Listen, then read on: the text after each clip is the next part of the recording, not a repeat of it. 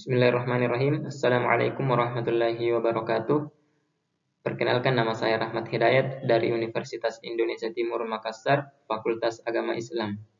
Jadi di kesempatan kali ini untuk memenuhi tugas final saya di mata kuliah Ilmu Jiwa Belajar, saya akan mempresentasikan materi mengenai motivasi belajar.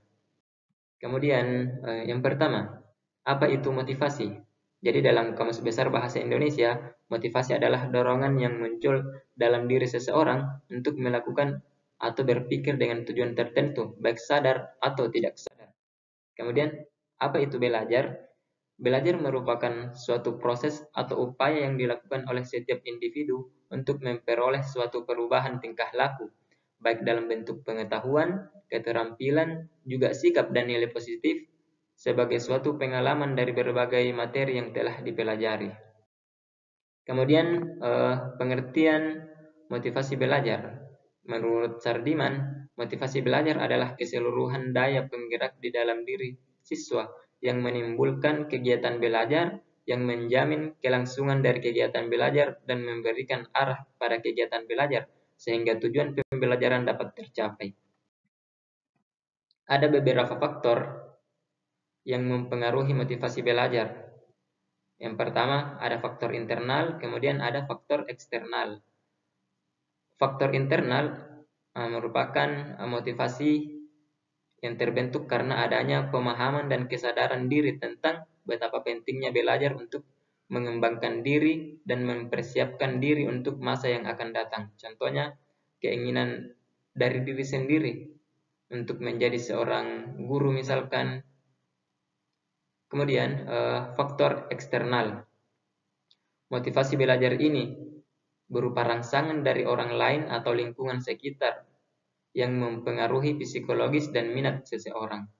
Rangsangan dari orang lain atau lingkungan sekitar. Contohnya, kita melihat seorang polisi, kita melihat seorang tentara.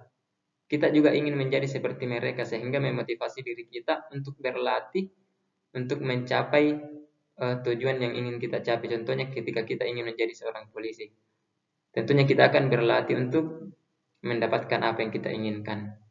Atau kita ambil contoh, misalkan ada salah satu dari teman kita yang mendapatkan prestasi yang membanggakan.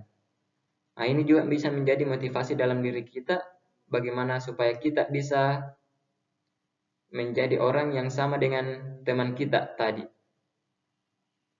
Kemudian faktor-faktor terjadinya perbedaan motivasi belajar. Ada perbedaan teologis, perbedaan rasa aman, perbedaan kasih sayang atau afeksi, perbedaan harga diri, kemudian perbedaan aktualisasi diri. Kemudian bagaimana cara kita meningkatkan motivasi belajar peserta didik? Ada banyak cara untuk meningkatkan atau membangkitkan motivasi belajar peserta didik. Contohnya, kita memberikan hadiah, memberikan sebuah ulangan, membuat kompetisi atau sebuah pertandingan, kemudian memberikan pujian dan memberikan hukuman.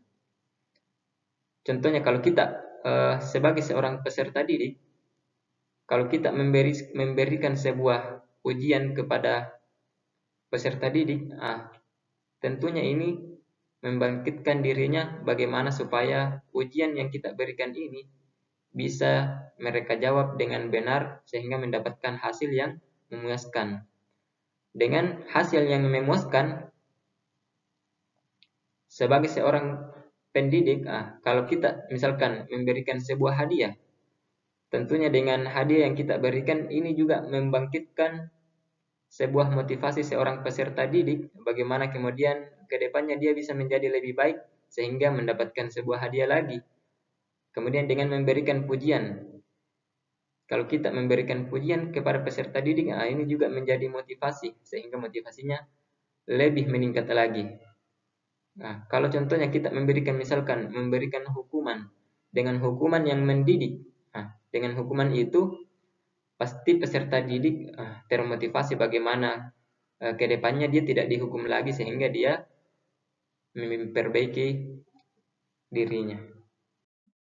Nah, mungkin pada kesempatan kali ini sampai di sini materi yang saya sempat bawakan. Billahi fi sabilillah haq fastabiqul khairat. Wassalamualaikum warahmatullahi wabarakatuh.